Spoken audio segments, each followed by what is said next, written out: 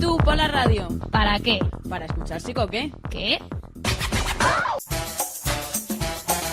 Psicoqué, el programa de psicología de los alumnos del Colegio Universitario Cardenal Cisneros de Madrid. Síguenos a través de internet en www.audio.urcm.net o en Radio Vallecas 107.5 FM.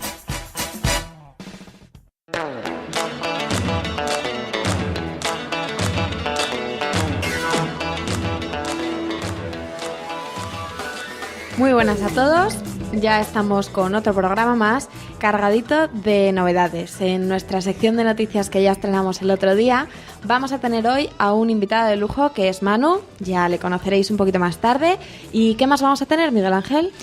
Hola Iciar, pues hoy vamos a tener muchas más cosas. Acuérdate, también vamos a hablar sobre la selección de personal, qué consejos podemos dar a aquellos que estén buscando ahora mismo trabajo y bueno, pues dar a conocer una parte más de la psicología que no es solo llevar una bata blanca y estar detrás de una mesa.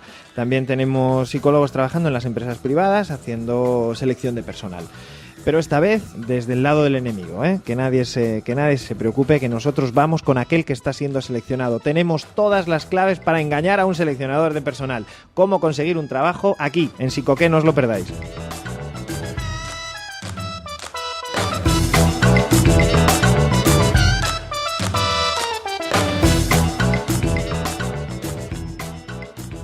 Bueno, en el anterior Psicoqué ya comentamos una noticia sobre el cambio de la concesión en la librería de la Complu y hoy tenemos con nosotros a un alumno de quinto que también era antiguo alumno del Cisneros y es miembro de la delegación de estudiantes. Es Manuel Bermúdez y le vamos a hacer unas preguntas sobre este tema. Hola, muy buenas. Nos gustaría que nos contaras en qué consiste el malestar generado entre los alumnos y en general en la Complutense sobre la librería. Bueno, pues fundamentalmente lo que más molesta a los alumnos son dos cosas. En primer lugar, que se haya retirado la concesión a la librería Paradox, con la que la gente, salvo algún tipo de queja aislada, estaba bastante contento con ellos, para dársela posteriormente a Del Satroa, ¿no? Que ha sido quien ha ganado el concurso este año y parece ser que hay una presunta vinculación al Opus Dei. Y eso es fundamentalmente lo que está generando un malestar muy, muy importante en la mayoría de los alumnos de la Complutense. Bueno, Manu, ¿y entonces tú qué crees que podemos hacer los alumnos para ejercer nuestros derechos ante esta situación? Bueno, en principio, básicamente, tenemos los mismos derechos que teníamos con Paradox, ¿vale? Nosotros podemos pedir libros y, bueno, en principio, esta gente está completamente obligada a cumplir con los requisitos. Tienen que traérnoslos en los plazos en los que se han comprometido y al precio en que se hayan comprometido, ¿vale? De esto no será así, pues, obviamente, el malestar se incrementaría más de lo que ya está. ¿Y ante esta problemática, cómo han reaccionado los alumnos? Pues desde que conocieron la noticia, allá por la primera semana de clase, se han realizado 2 asambleas de momento. Se espera alguna que otra más y bueno, por lo que los alumnos han decidido en principio ha sido concentrarse cada martes hasta que se dieran respuestas o hasta que se asumieran responsabilidades o hasta que consiguieran su objetivo. ¿Y qué hacen en esas concentraciones? Fundamentalmente sentadas frente a la librería, a hablar de si ha habido algún tipo de avance o no, si ha habido más información o no y cómo acatarla y cómo tratarla. Básicamente ir elaborando propuestas de acción para el futuro. ¿Y qué posición ha tomado la delegación de estudiantes ante este conflicto? Pues estamos respaldando los actos de protesta por parte de los estudiantes. Lo que sí hacemos es un llamamiento a la calma para que todas esas movilizaciones se hagan de una forma pacífica y respetuosa. Y bueno, desde nuestra posición lo que vamos a velar fundamentalmente es porque los derechos de nuestros estudiantes se mantengan y vamos a estar con el ojo puesto en caso de que haya algún tipo de irregularidad, comunicarlo a nuestros superiores inmediatamente. Pues muchas gracias por estar con nosotros. Ahora te invitamos a participar en nuestro apartado de noticias y muchas gracias por venir. Nada, a vosotros por invitarme.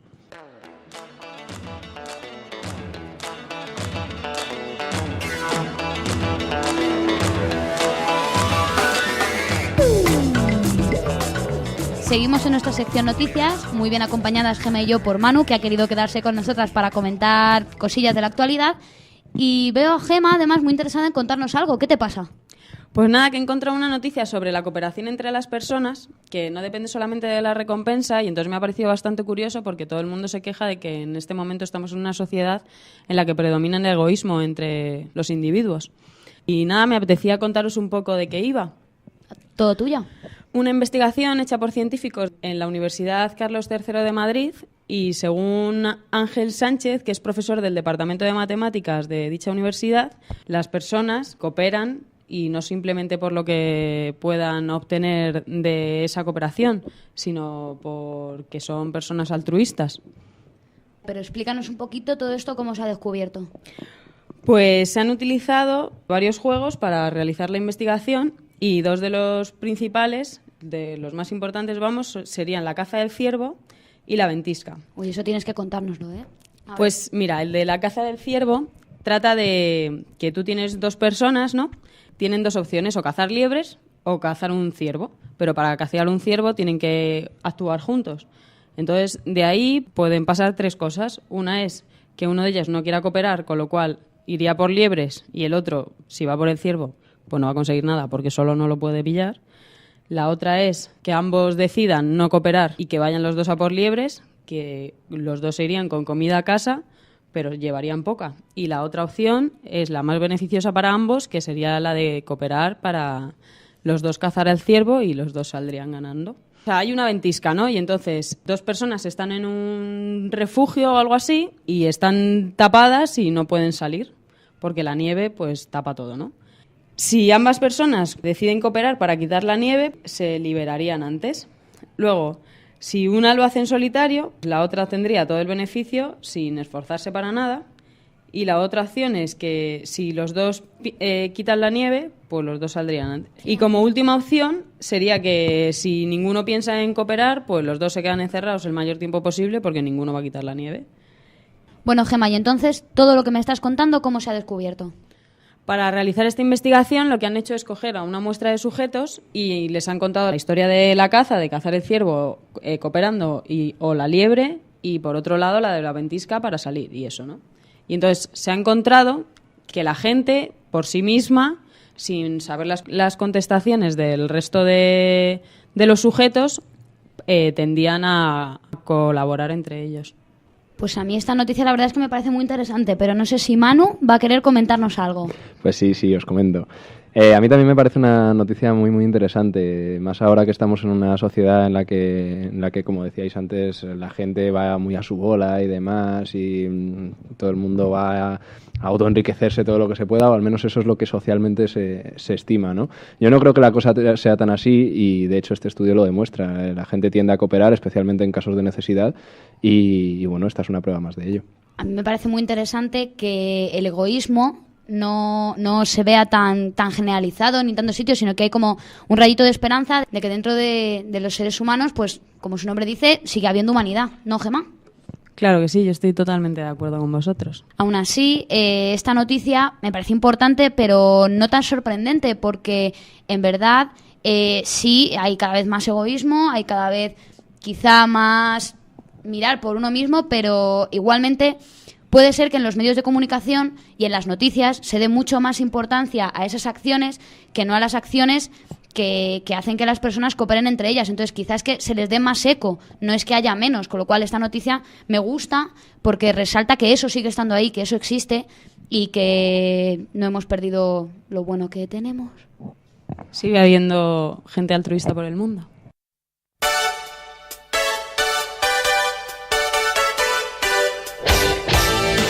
Psicorrádiate.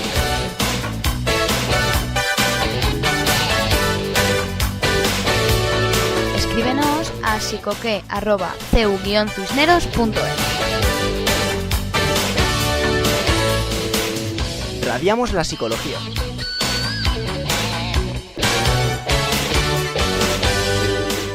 Psicoque.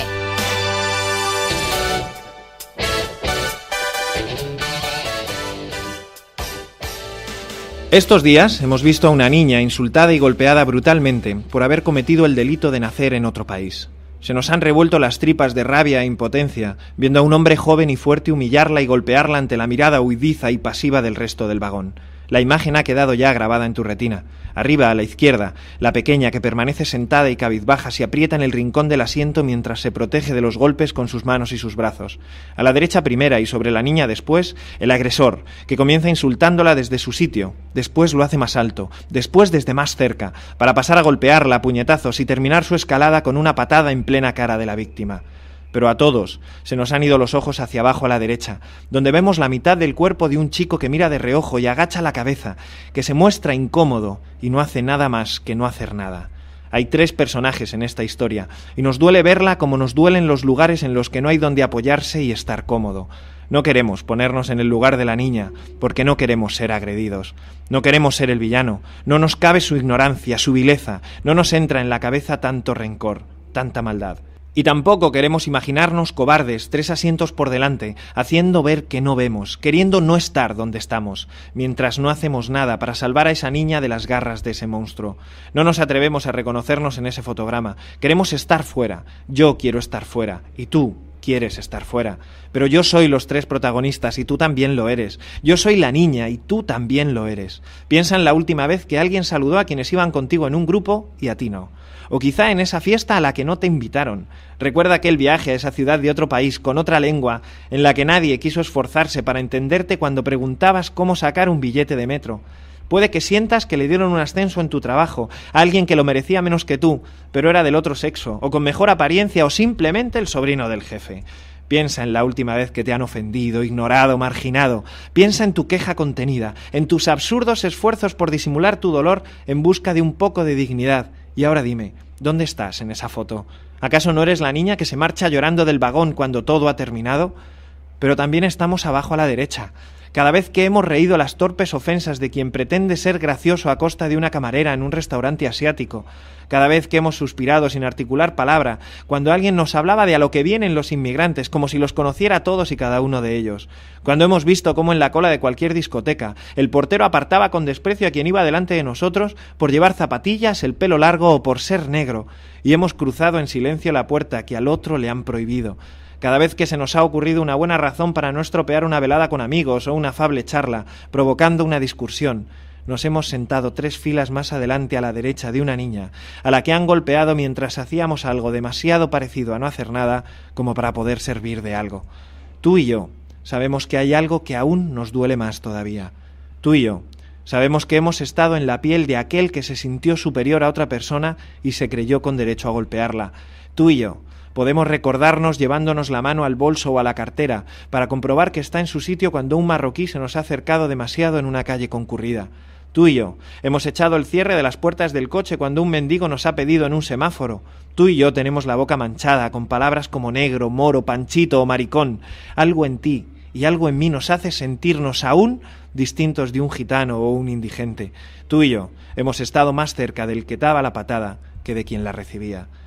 Vuelvo a ver el vídeo, vuelvo a mirar esa foto y me pregunto qué les pasa a mis ojos que no soy capaz de ver a un cuarto personaje, alguien que discuta el pensamiento intolerante, que conteste el insulto en voz baja, que reprenda el grito humillador e impida la agresión.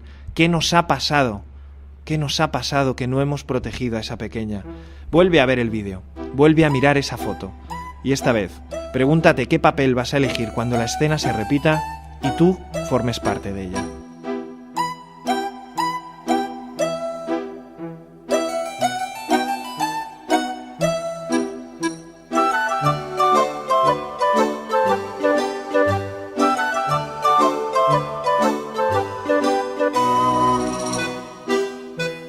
Bueno, Sara, ¿y tú tienes alguna noticia con la que nos vayas a sorprender? Pues sí, Gemma, tengo una noticia del periódico La Nación que el titular dice que los científicos explican por qué la risa es contagiosa. Esto ya se sabía de antes y se había demostrado que cuando observamos una cara sonriente se activa un grupo de células nerviosas que se llaman neuronas espejo, que nos impulsan a sonreír. Este fenómeno se evidente hasta en los bebés que sonríen cuando alguien les sonríe. Lo nuevo que se ha encontrado ahora es porque los investigadores seleccionaron vocalizaciones que correspondían a emociones positivas y negativas. Las neuronas espejo se activaban como respuesta a todos los sonidos, preparando a los músculos faciales para entrar en acción. Sin embargo, la respuesta fue más intensa en el caso de la risa o en las expresiones positivas que en las negativas. Esto es una buena noticia y además la investigadora Sophie Scott afirmó, y leo textualmente, que el hecho de que las emociones positivas activen el sistema de neuronas espejo en mayor medida que las emociones negativas nos permiten comprender cómo las emociones positivas promueven la cohesión social. ¿Qué significa esto? Pues hombre, que contamos con un cerebro social que nos asegura las bases biológicas capaces de favorecer la interacción y la empatía, fenómenos fundamentales para la vida en sociedad, con lo cual es algo que me parece muy interesante y no sé qué opináis vosotros de esto. Joder, pues yo ahora que lo has leído me he acordado de un vídeo que pusieron, no sé si en el Zapping o en el YouTube o algo de eso, que aparecía una madre con 4 bebés que eran cuatrillizos y entonces uno se empezaba a reír, ¿no? Y empezaba jeje, y entonces empezaban a reír otro y acababan los 4 bebés y la madre riéndose pero a carcajadas y entonces paraban, pero uno seguía y entonces otra vez volvían a reírse todos a la vez y... Me estoy acordando del vídeo y también fue contagioso para mí porque yo me empecé a reír y no pude parar. Yo en línea con lo que comentáis del YouTube recuerdo un vídeo, además respecto al tema de de que sea a nivel auditivo.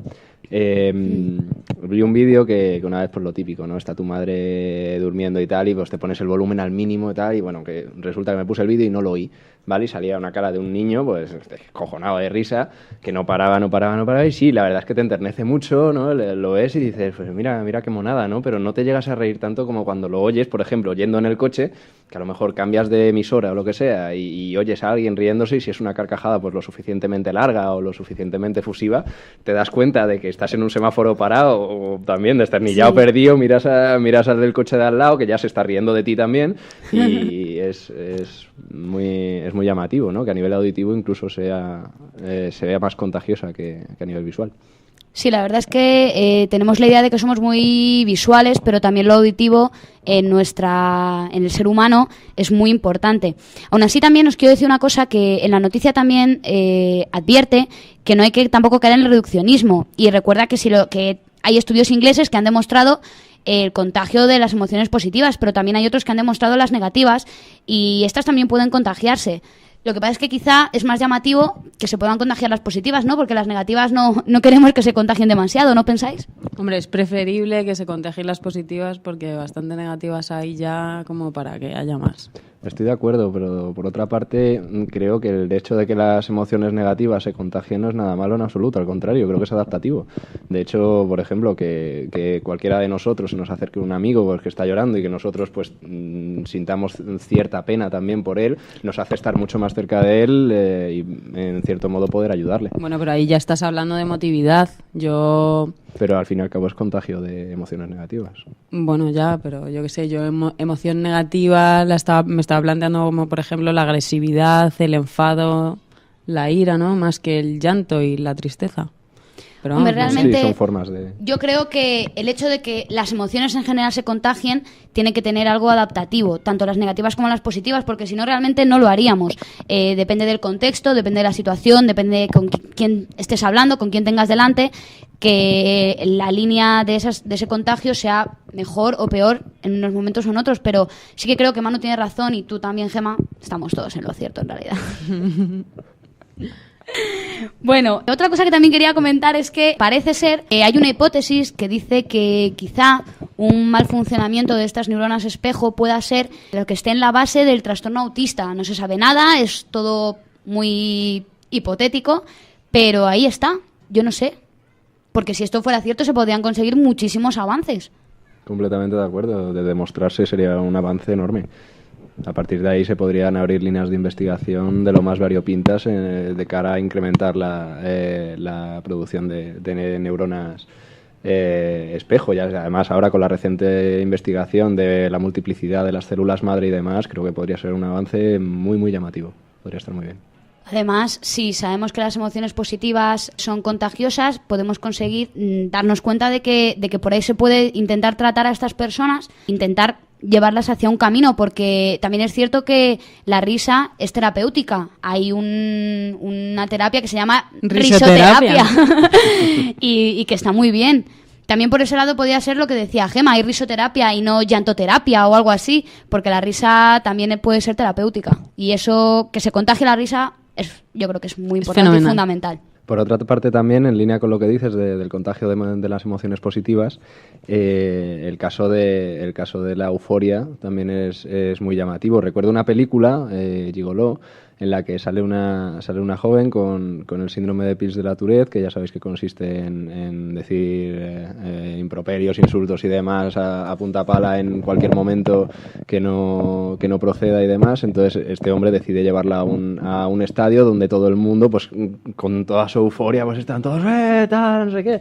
Y entonces esa mujer, que normalmente alguien que tiene este síndrome tiene muy pocas oportunidades de tener emociones positivas, porque siempre están muy acomplejados, tratando de reprimirse y demás.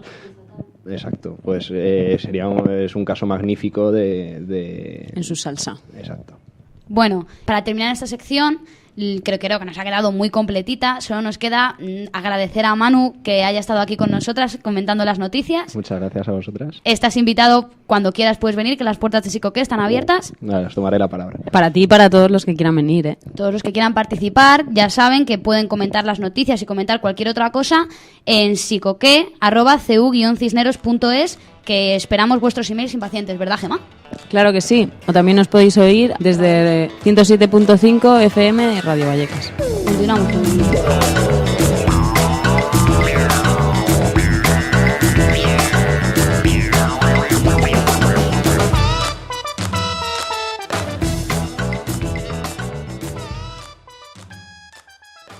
Pues seguimos aprendiendo un poco más sobre recursos humanos. Hoy en la entrevista tenemos al profesor don Eduardo Villarrubia, consultor de recursos humanos, especialista en selección de personal, con una dilatada experiencia en el mundo de la empresa privada y profesor nuestro, profesor de la Universidad Cardenal Cisneros en las asignaturas de selección y evaluación de personal e inteligencia emocional.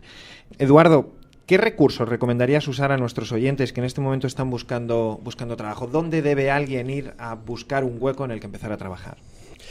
En primer lugar, yo quería agradeceros el que me hayáis invitado para poder hablar sobre un asunto tan importante como la búsqueda de empleo. Sobre la pregunta que me haces, es una pregunta bastante amplia, en el sentido de que, bueno, pues los recursos podemos buscar muchos. Yo creo que lo que es importante antes de poner en marcha los recursos es poner en juego una estrategia. Hay que tener en cuenta que, según yo entiendo y otros autores también entienden el proceso de selección, este es un proceso de búsqueda activa, es un proceso de venta de nuestra candidatura y que esto requiere dedicación, por tanto, estrategia y perseverancia. Esto es fundamental como paso previo a luego buscar dónde voy a encontrar esos recursos o esos medios adecuados para buscar. En cuanto a los recursos, por un lado tengo lo que es la búsqueda de las fuentes de reclutamiento, buscar en los lugares donde se hacen las ofertas de empleo. Hoy por hoy el medio más utilizado con diferencia en cuanto a número de empleos es Internet y los portales de empleo, sobre todo hay uno que destaca claramente sobre los demás. Y luego están los medios más tradicionales, como son la inserción de anuncios en prensa, sobre todo los domingos, en las páginas Salmón. Están también los COIES, las bolsas de trabajo de las empresas, de las universidades. Es importante empezar enfocando bien la búsqueda, precisamente seleccionando bien dónde tengo que buscar, ¿no? A partir de ahí, ya iremos viendo, pero es importante, dentro de esa planificación inicial que hemos realizado, el ir dando los pasos adecuados para aumentar la probabilidad de que mi candidatura sea seleccionada. Dentro de los recursos por Internet que nos comentabas, que dices que hay un portal por encima de todos que entendemos que es infojobs.net. Nosotros desde nuestro programa sí nos atrevemos a correr el riesgo de hacer publicidad si sirve para difundirlo. ¿Merece la pena los 20 minutos, media hora que nos requiere rellenar la ficha, ser exhaustivo y rellenar cada uno de los cuadrantes que nos pide esa página de infojobs.net? Indudablemente yo creo que es recomendable, es interesante y necesario, pero no debería ser la única fuente de búsqueda de empleo. Yo sería partidario de ir siempre a este portal, pero también y paralelamente movernos en otras direcciones y buscando otros medios, contactos, etcétera. Ya hemos echado nuestra solicitud, tenemos los dedos cruzados, suena el teléfono y nos citan para una entrevista. ¿Qué consejos nos das, Eduardo? ¿Cómo nos preparamos esa entrevista? Que cuando empecemos a darle vueltas acerca desde qué me pongo, qué no me pongo, qué digo, qué no digo a la hora de afrontar esa entrevista y conseguir ese trabajo, ¿qué consejos nos da un especialista? Bueno, sobre los consejos ante una entrevista se ha escrito bastante y hay bastantes documentos, por ejemplo, en Internet que se pueden ver, libros, etcétera. Y bueno, muchos de ellos tienen bastante sentido común, aunque también a veces pueden conducirnos a equívocos y pueden llevarnos a cierta confusión, ¿no? Yo soy partidario de preparar las entrevistas, pero preparar una entrevista no es representar un papel, no es representar un modelo que yo quiero ofrecer, porque esta alternativa es peligrosa y lo más probable es que termine en fracaso, ¿no? Prepararla sí.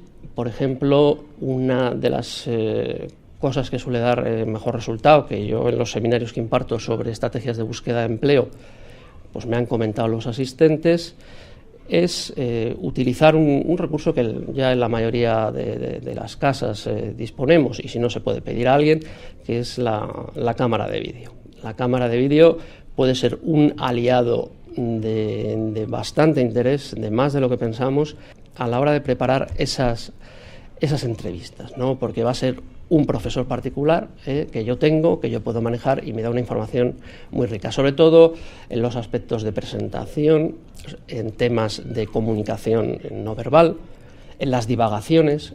Muchas veces no nos damos cuenta porque nosotros estamos concentrados en lo que estamos diciendo, pero resulta que nos han preguntado, por ejemplo, en qué universidad has estudiado la carrera o en qué centro de formación profesional te has titulado, y empiezo a hablar, empiezo a decir, y bueno, pues acabo hablando de que mi familia es de un pueblo de Badajoz y entonces no tenían medios y tal, y he hecho una divagación que causa bastante mala impresión. Por tanto, contestar a algunas preguntas de manera directa, no pasa nada, incluso con monosílabos o con 1, 2, 3 palabras, puede ser interesante. Y dejando como consejo que sea el entrevistador quien dirija realmente la entrevista, ¿no? Y algo que seguro que nos ha pasado a todos y que alguno de nuestros oyentes seguro que está en esa situación. Salimos de la entrevista, nos dicen en un par de días le llamaremos, o nos dicen simplemente le llamaremos, y pasan ese par de días, estamos mirando el teléfono, vemos que no suena. Llamamos a la empresa, llamamos y decimos, mira, hice una entrevista con vosotros y no me habéis llamado, no sé. Esa duda que seguro que hay alguien en estos momentos que nos está escuchando y tiene, quedaré como un pesado si llamo, muestro interés si llamo, me quedo sin saberlo. Hombre, si se da esa situación es que el entrevistador quizá no ha terminado bien lo que ha sido la entrevista, ni ha explicado bien cómo son las fases siguientes. Debería quedar claro en la entrevista pues cuáles son los plazos en los que uno puede ser avisado, o si en caso de no pasar a la siguiente fase, si nos vamos a poner en contacto con ellos o no nos vamos a poner porque han transcurrido 2 semanas y eso ya es un aviso. Eso debería estar claro, pero es verdad lo que dices que ocurre en ocasiones, que no me han explicado realmente cómo sigue el proceso y yo digo, no sé qué hacer. Es difícil generalizar, pero como norma diría no llamar. No llamar porque de entrada, si la empresa pues tienen interés en avanzar conmigo, ya se pondrán en contacto, no se les va a olvidar. Y luego el hecho de llamar, hay que pensar que no soy yo quien llama, sino que a lo mejor de esa selección hay 20 personas que han pasado a la siguiente fase, de otras selecciones pues hay otros 20, 40 si la empresa es grande, etcétera. Quiere decir que estar recibiendo ese tipo de llamadas para dar esa información, digamos que no suele ser un plato de gusto para el que está muy enfrascado, ¿no? en su trabajo.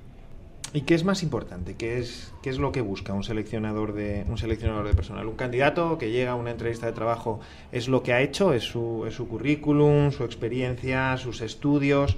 ¿O hay algo más? ¿Hay una búsqueda del quién soy y cómo soy? Efectivamente, estaríamos hablando de lo que se denomina el perfil duro y perfil blando, ¿no?, de un candidato.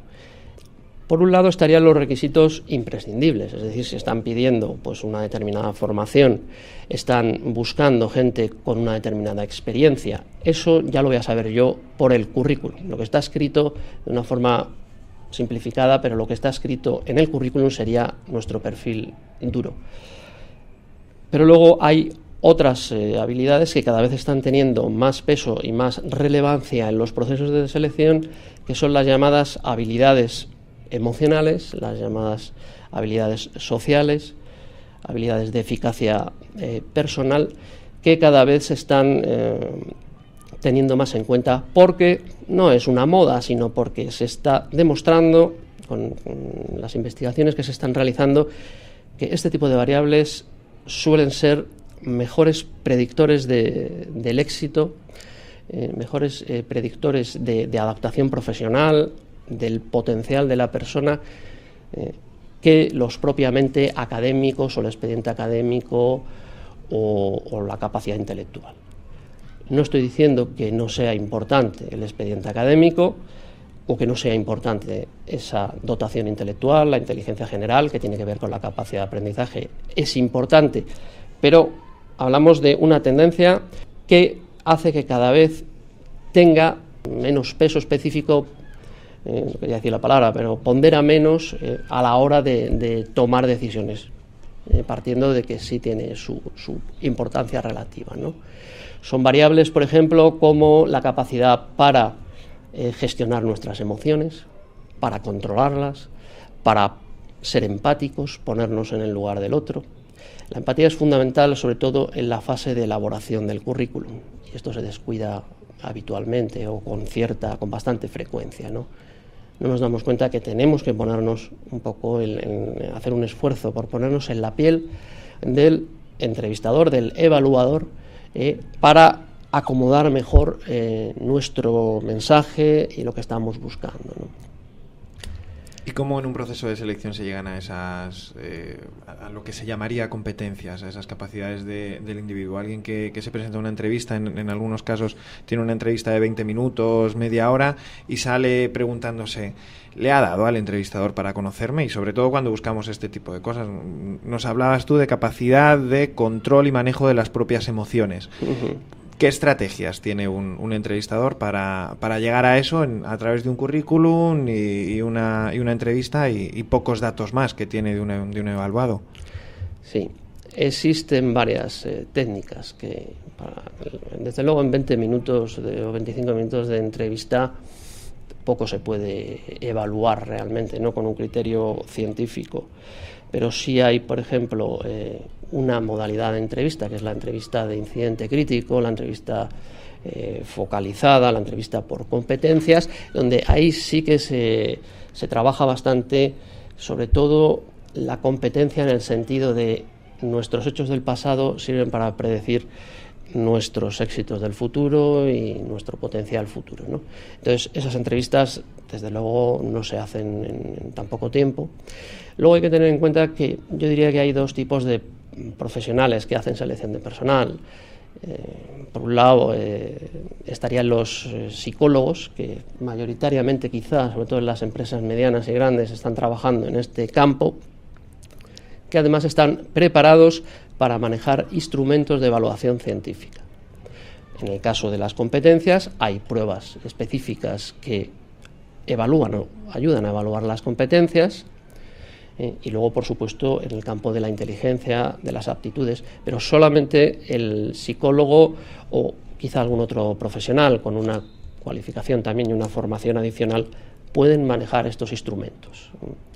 Nos hablabas de la entrevista por incidentes críticos. Yo supongo que será interesante para nuestros oyentes que estén buscando trabajo en este momento saber identificar cuando te están haciendo una entrevista por incidentes críticos, saber qué es una entrevista por incidentes críticos, que a lo mejor alguien lo está oyendo y diciendo, yo nunca he vivido un terremoto, yo no tengo ningún incidente crítico que contar. ¿Cómo reacciona alguien que está sentado en una mesa y en una entrevista por incidentes críticos de repente le preguntan por cosas de su vida cotidiana o cosas de cuando era estudiante, que él cree que no es lo importante porque viene con su currículum diciendo, yo me he gastado un dineral en hacer un máster sobre el que no me están preguntando y me están preguntando sobre si en algún momento yo he destacado en mis relaciones con mis amigos o he sido delegado en clase cuando estaba en el instituto? Uh-huh. Bien, pues lo que se hace es que previamente se seleccionan 4 o 5 competencias específicas que son críticas, que se llaman, que son especialmente interesantes para desempeñar el puesto en cuestión, y en ese momento se prepara una serie de preguntas. Las preguntas de incidente crítico, como tú bien planteas, que no tiene por qué conocer la mayoría de la gente, pero hace referencia a hechos concretos. Ya no vale dar una opinión o lo que te pasó o cómo lo viviste, no, sino que se tiende a decir, háblame exactamente de una ocasión, por ejemplo, en la que tuviste un conflicto en los últimos 2 años con tu jefe. Si no tengo experiencia profesional, pues háblame de un conflicto pues que has tenido pues al trabajar en equipo con tus compañeros en la universidad o en el instituto. Pero cuéntame uno. O sea, hay que llevar que la persona se centre en ese hecho.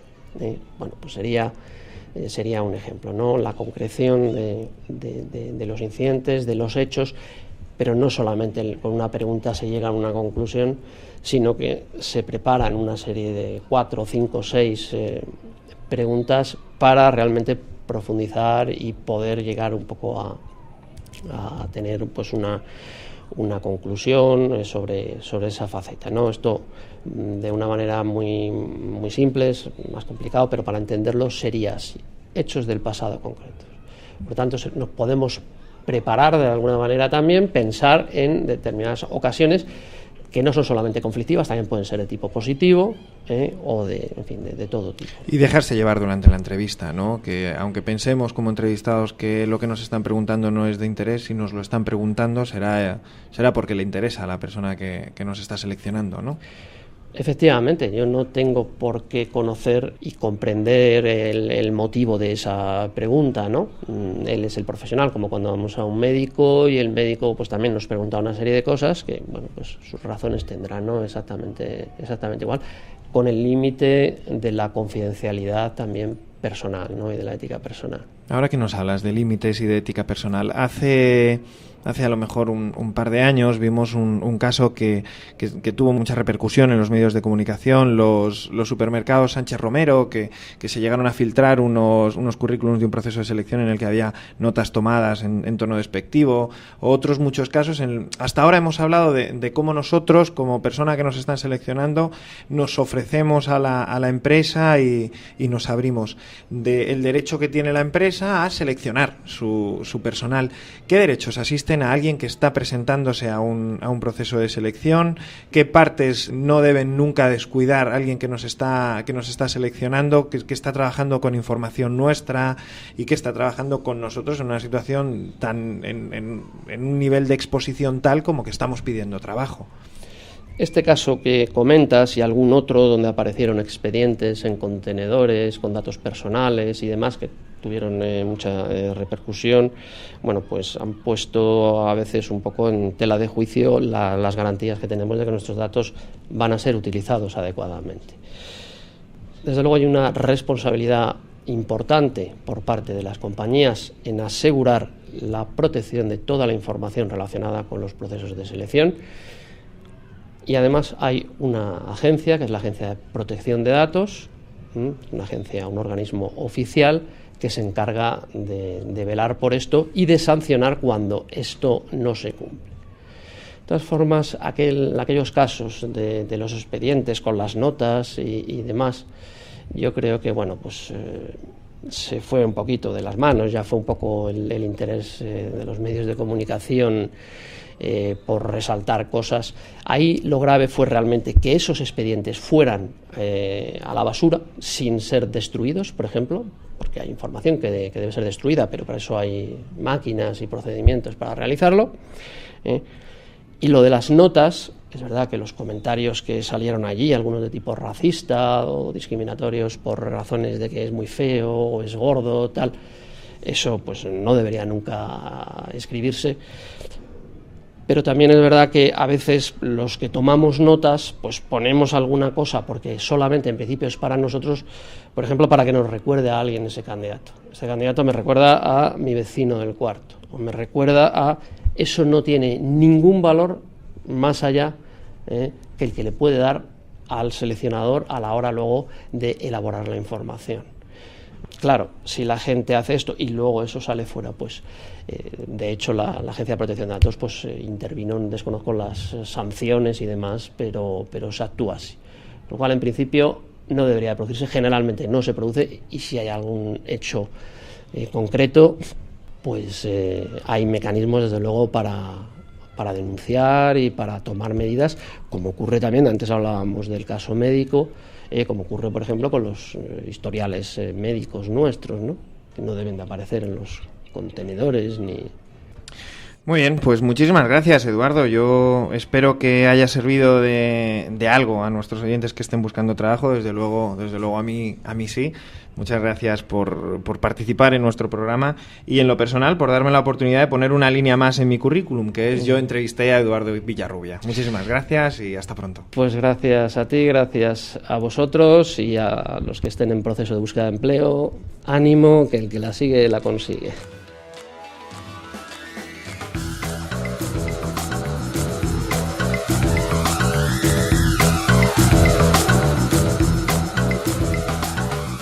Miguel Ángel, ya puedo tener más claves para afrontar mañana la entrevista de trabajo. Solo necesito una cosa, que vayas ahora mismo por la cámara, le des al rec y yo me tranquilice viendo luego mis defectos y mejorándolos para mañana.